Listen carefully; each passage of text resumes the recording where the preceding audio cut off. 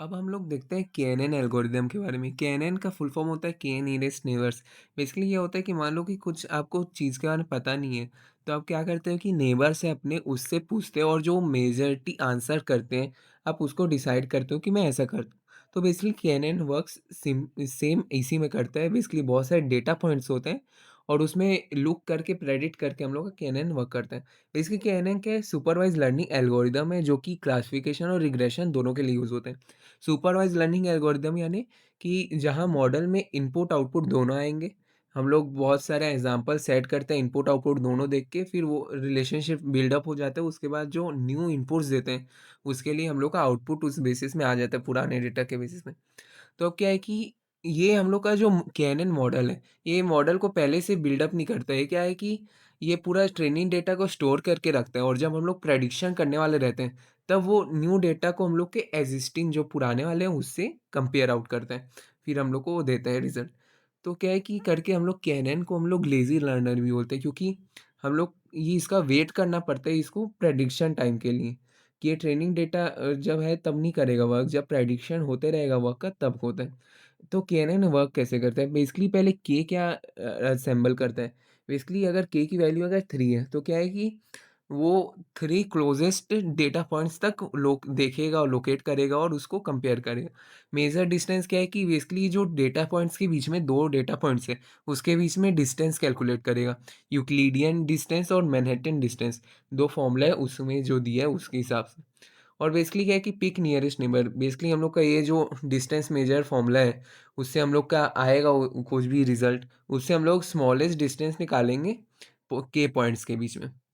और बेसिकली वही कि वोट और एवरेज क्या है कि क्लासिफिकेशन में वो हम लोग का मेजॉरिटी वोट डिसाइड करेगा। जैसे कि बहुत सारे नेबर से हम लोग पूछ रहे हैं और मेजॉरिटी बोल रहे हैं कि ये वाला क्लास ज़्यादा सही है, तो हम लोग वो करेंगे। और रिग्रेशन में क्या है कि नेबर्स जो वैल्यू दिए, यानी रिग्रेशन हम लोग को पता है prediction number of values values में होता है, तो हम लोग का वो नेबर्स के एवरेज वैल्यूज़ से होगा।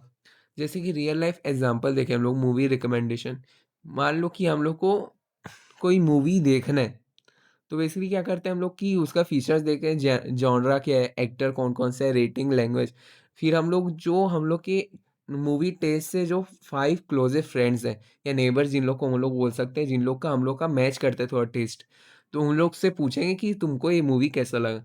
अगर मान लो कि 5 में से 4 लोग ने बोला, "ये भाई मूवी अच्छी है", तो हम लोग भी देखेंगे और हम लोग को भी शायद तक ज़्यादा चांसेस है कि अच्छा लग जाए। तो बेसिकली यही केएनएन है। तो अगर हम लोग एक और एनालॉजी देखें, तो उसमें क्या है कि केएनएन हम लोग चूज़ करते हैं, लाइक हम लोग चूज़ करते हैं रेस्टोरेंट में जाना पूछ-पूछ के, वैसे ही केएनएन टाइप का है।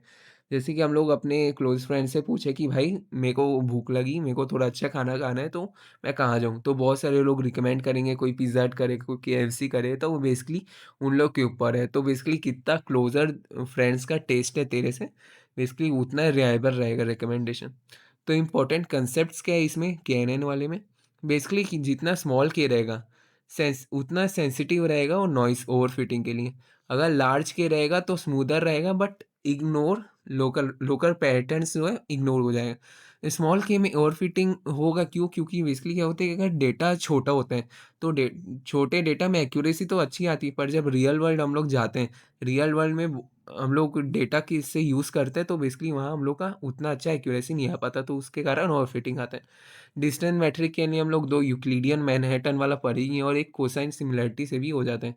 और वेटेड वोटिंग में क्या है कि जितना क्लोज़ वे वो रहेगा नेबर, उतना ज़्यादा वेट रहेगा उसका। यानी जितना क्लोज़, अगर क्लोज़ में ज़्यादा नेबर, तो उसका वेट ज़्यादा रहेगा फार्दर वन से। एडवांटेजेस देखें, सिंपल इनिट्यूटिव है, ज़्यादा यानी अगर देखें कि ये बाकी जो एल्गोरिदम्स है, उसमें थोड़ा-सा हम लोगों को कोडिंग वाला कुछ माइंड अप लग रहा है ना, बट इसमें सिंपल है कि नेबर्स-वेबर्स वाला है कि इससे पूछेंगे, मेजॉरिटी जो होगा उसका हम लोग जाएँगे। ये क्लासिफिकेशन, रिग्रेशन दोनों में वर्कअप करता है।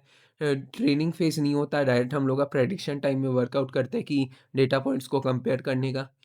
और ये नेचुरली हैंडल करता है मल्टी क्लास प्रॉब्लम्स को भी।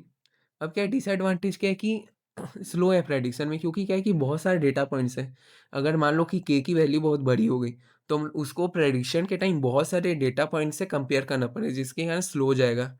और irrelevant feature, sensitive to irrelevant features, require scaling of features, memory है कैसे? क्योंकि बिकॉज़ हम लोग को ट्रेनिंग डेटा को पूरा स्टोर करना पड़ेगा, तभी तो हम लोग कंपेयर कर पाएँगे उसको।